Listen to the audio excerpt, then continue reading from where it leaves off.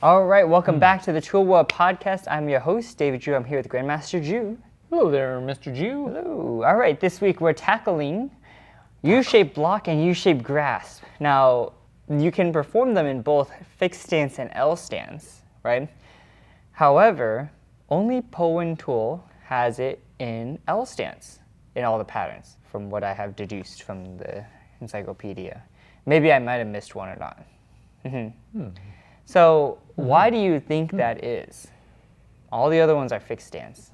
Well, I mean, yes, you could also do walking stance. I think they showed that too. It looks kind of funny. Well, obviously you've looked at it, so what do you think?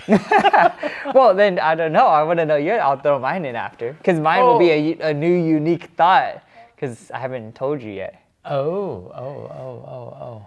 I think you'd have to go back to looking at why do we do certain stances, because we could do any kind of stances, walking stance, L stances, and so forth, and there's different reasons for that.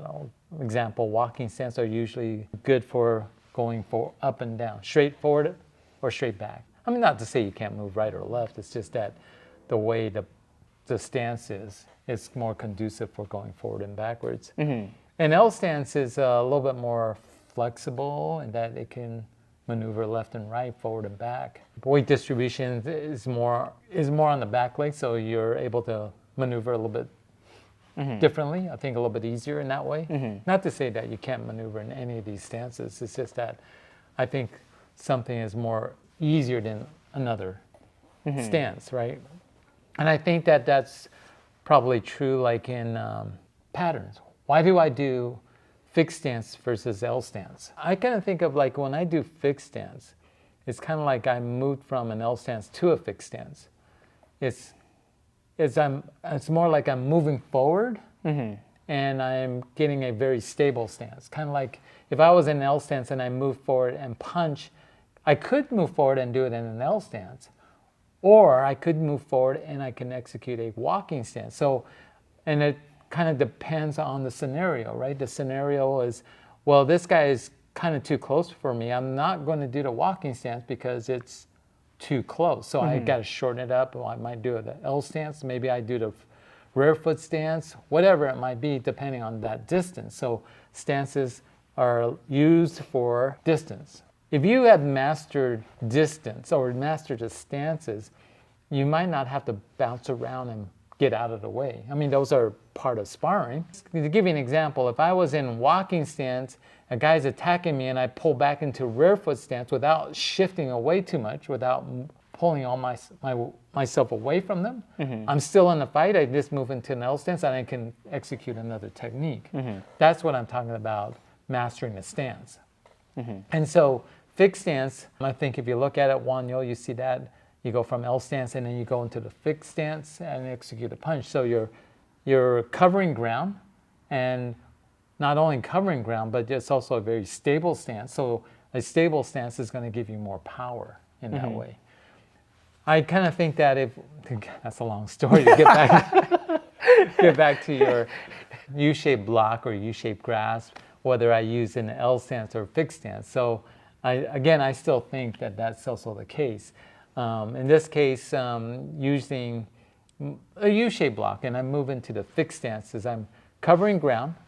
I want something very stable, and I've got to, and the U-shaped blocks is generally to deflect or to block like a bow staff, right? Or bayonet says. Bayonet, right. Ooh, nice. You remember, it's the reverse knife hand, not the web. Yeah.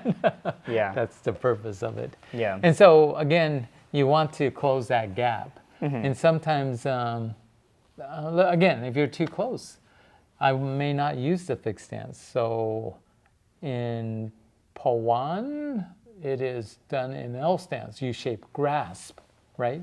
So maybe the person is closer.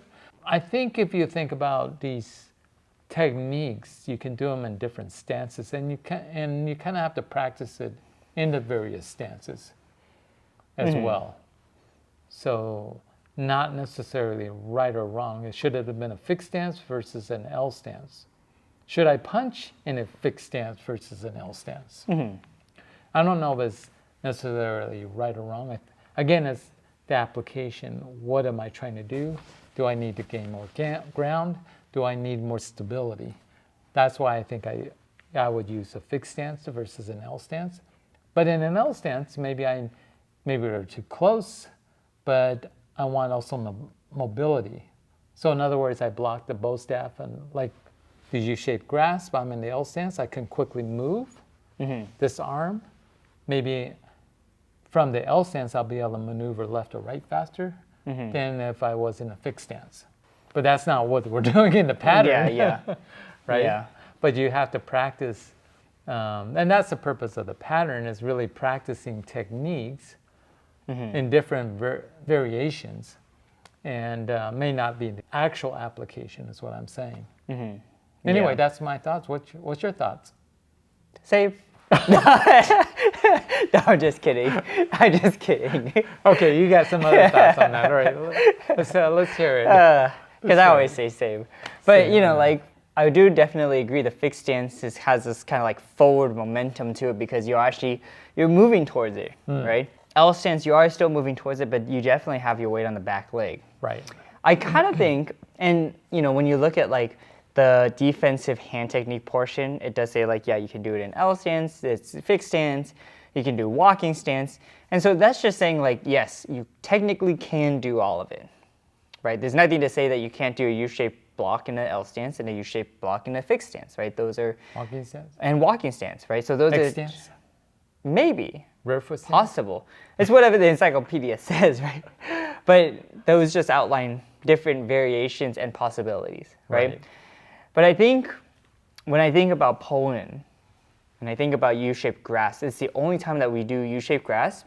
It's the only time that we do L stance too, right? So it does make me think like, is there something more to it? And U-shaped grasp is primarily used for blocking and then disarming, to grab it. Just like when you grab the top part and your one hand comes up, one hand comes down, it's like you're, let's say, taking off a tire. You're twisting, that twisting motion, right? Right.